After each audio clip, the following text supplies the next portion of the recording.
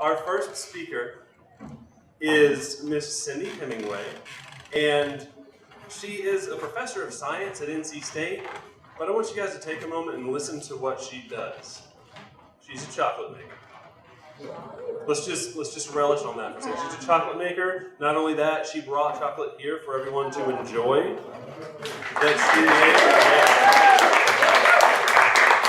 And what she wants to talk about with you guys, faster than this intro's been, is how what she does with science and her experiments, how the methods that she uses on that, she ties to creating her chocolate masterpieces. Okay, without any further ado. All right, I've been a scientist for about 40 years now, and I've always had cooking as a hobby. About 15 years ago, I made my first chocolate truffle, and I made a promise I would try something new every year. I kicked it up a notch by going to Chocolate Academy in Chicago, and that's when I finally realized how closely linked science and chocolate really are. First, you have to make a plan. You either need a recipe or a protocol. You can go to a cookbook, your mom's recipe.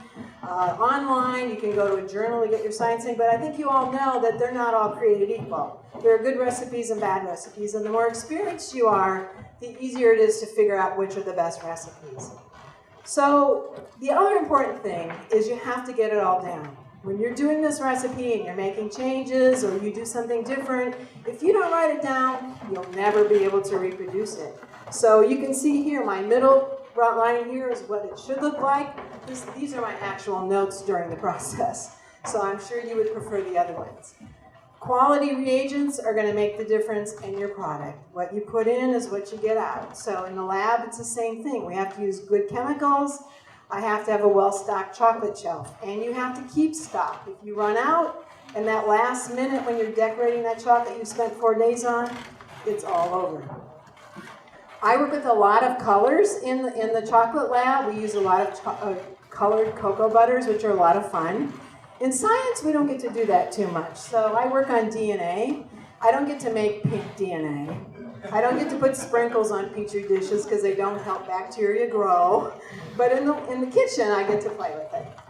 The most important thing, I think, is to get organized. And in the culinary world, they call that mise en place, which means get your place cleaned up, get everything weighed out, get everything out, get prepared for the experiment or for the recipe. But that's usually the most important thing to get started. You always have specialized gizmos. I'm sure you have a bunch in your kitchen. In the lab, we use an incubator to heat things up, a pH meter to measure the pH, is it acidic, and we have a very refined scale that's very sensitive, so it's a very sophisticated scale. In the kitchen, we also use similar items. I have a melter that helps me melt the chocolate when I need to work with it. I have this handy-dandy little portable pH meter I use to measure the pH of my pâte de fruits. This is my favorite. It's an infrared thermometer. I get to shoot an infrared beam at everything and check its temperature. And here's my scale, much simpler version than the one I use in the lab. Now, I think a lot of times people think that science probably has more advanced technology. So in the lab, when I cut something, I use a scalpel, pretty simple, or scissors.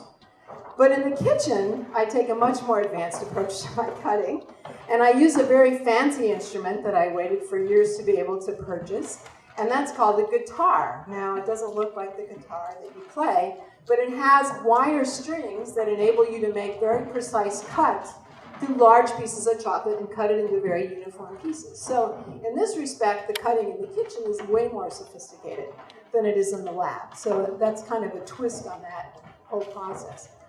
The expensive equipment can get very expensive. This is a lab equipment. This is for chocolate production. They both cost about $40,000 a piece. I don't have this item yet.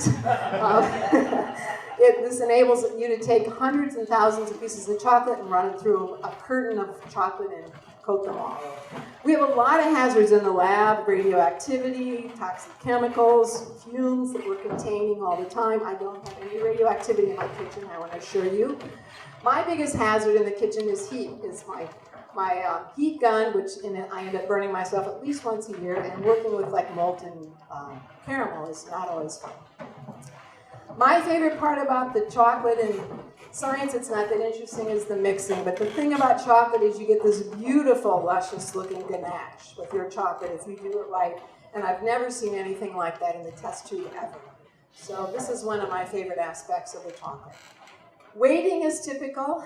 Timing is really important. In the lab, it's extremely important for different reactions. In the kitchen, it's more about knowing when to be quick and knowing when to be patient. And it's a balance between those two, because chocolate is a tough thing to work with, believe it or not. It's fun, but it's a challenge. We scale up all the time. Whenever I make a lot of chocolates, I have to scale up. This is something from the lab, where we're analyzing multiple samples. They can analyze even more. This is a chocolate mold. This is what gives rise to the shape. This one's been sprayed with cocoa butter. So we use molds to make lots of chocolates of a particular shape. There's hemispheres, some rectangles. These are actually caramels that were all hand cut. So scaling up is a really important aspect. And once I scale up for production someday, when my business is set up, I'll buy probably one of those expensive gizmos to do that. So I think when you think further about what's important, troubleshooting, I'm sure all of you go through this in your job. I've gotten a lot of my help at the Calibo Chocolate Academy in Chicago. Here I am. And my husband up there is in the lab too. He's a scientist. He gives me scientific help and is very gracious in the kitchen. This is one of my mistakes. I thought it would look like champagne bubbles, but it looks like Mr. Bill. So I call it P-cubed because that means poor prior planning. So we have to, in the end, analyze data, right? So did it work? Was it what you expected? Would you change anything? What do others think? In science, they're looking at your thought process, your arguments, your writing. Chocolate, it's all about the appearance, the texture, and the flavor. Does your chocolate convey that? No one cares how well I argue. They just want to know if my chocolates taste good. So that's a major difference, I would say, between chocolate and science in that context. I'm not sure what's next. I can't remember. Okay. This is a summary slide, and so these are some of my favorite chocolates. This is my logo, thanks to Sin McGregor and Synergy Studios. I'm working with her. She did a beautiful job on the logo. And so I hope someday to be able to offer these to you in public. So thank you very much for your attention. Thanks to the organizers.